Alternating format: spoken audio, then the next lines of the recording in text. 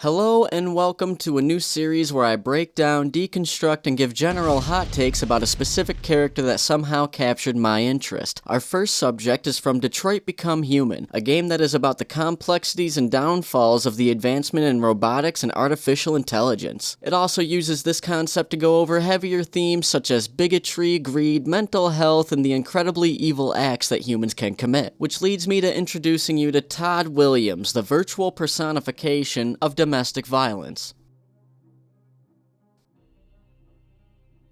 We first meet Todd at the local robot shop to pick up his android that needed repairs. He makes sure to talk to what seems like the only human employee. When the dude asked him what happened, Todd sticks his extremely weak chin up, clears his throat, then casually explains how the robot accidentally got hit by a car. You can tell Todd is angry and uncomfortable while making this statement by his overall demeanor. And this is a good time for the obligatory spoiler alert, because if you watch the trailer for this game, you could easily find out that the very first words out of Todd's mouth in this game are a blatant lie. Just the way he worded that sentence bugged me, as if the car itself went out of its way to destroy his android. First impressions are important, and Todd fails his miserably.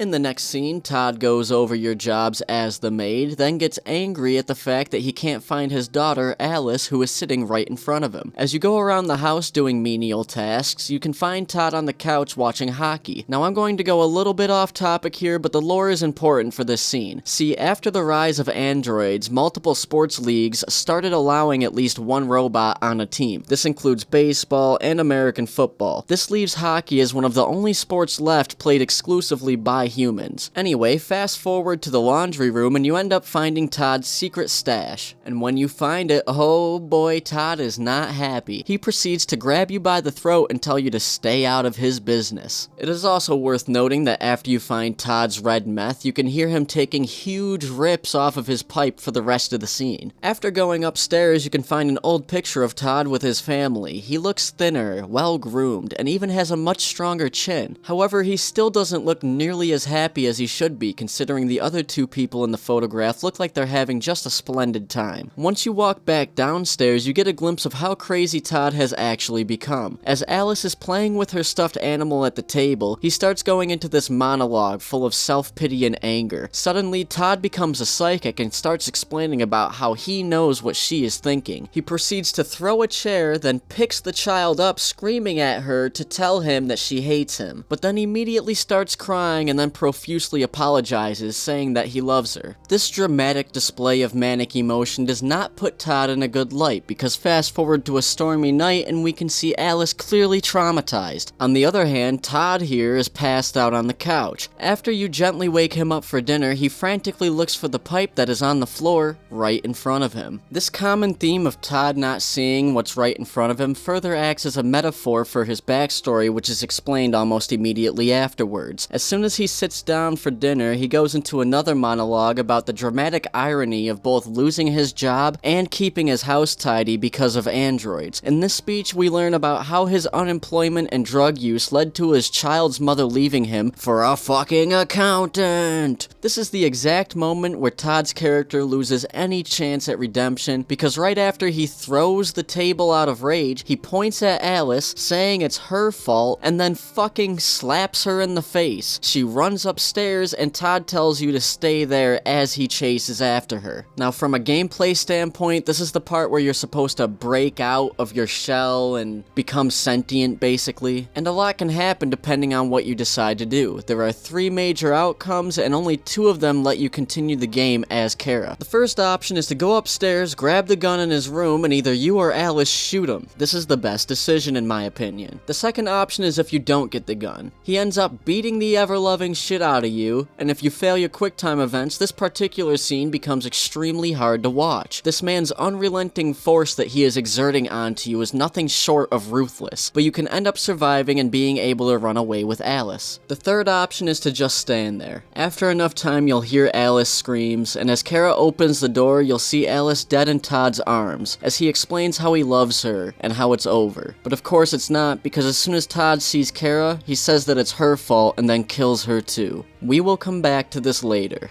Assuming you chose the first two options, you'll go on an adventure with Kara and Alice, learning all sorts of things, like how, again, spoiler alert, Alice is also an android, which is supposed to make you feel bad for the Todd character because he was actually an extremely lonely man denied of any substantial human interaction. However, this heartbreaking tale of a man who lost everything he cared about has a few major flaws. First off, his baby mama didn't leave him because he lost his job. She left because he was smoking robot blood and going fucking crazy. Secondly, he went through all this trouble to make an android family just to take his anger out on them in a never-ending cycle of verbal and physical abuse. And there's two schools of thought presented in Detroit Become Human. Either you think androids are just chunks of plastic and metal with a really good computer in it, or you believe that AI capable of emotion are human enough to be considered actual people. Given that the game spends the majority of its time convincing you of the latter, my personal opinion was eventually swayed. But when it comes to Todd Williams, I would hold the same disdain and hatred towards him regardless of how I felt about the robots in this game. Because even if he lost his job specifically because of the rise of androids, that doesn't change the type of person that he is presented as. There was a conscious and meticulous effort by the creators of this game to make Todd Williams the least likable character in it. Everything from his over-the-top rampages to his appearance and attitude paints this man as scum of the earth, a person that would do anything to shift blame upon others instead of having the ever slightest hint of introspection. Someone that, if given the chance, would have probably murdered his human family in the event that they didn't end up leaving as soon as they did. And even though an argument can be made about how his drug of choice is also the byproduct of the rise of android production, Todd Williams is very obviously a character that is more comfortable being angry than he is with being happy, and in my opinion would have just gravitated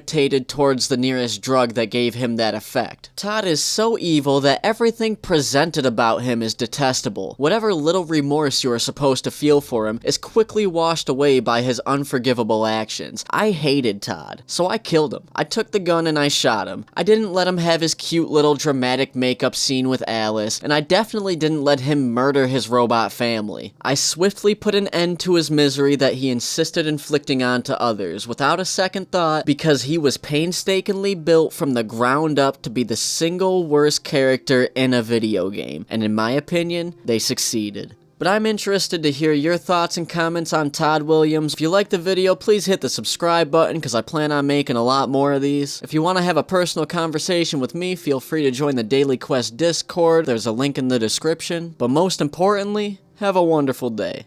Peace out.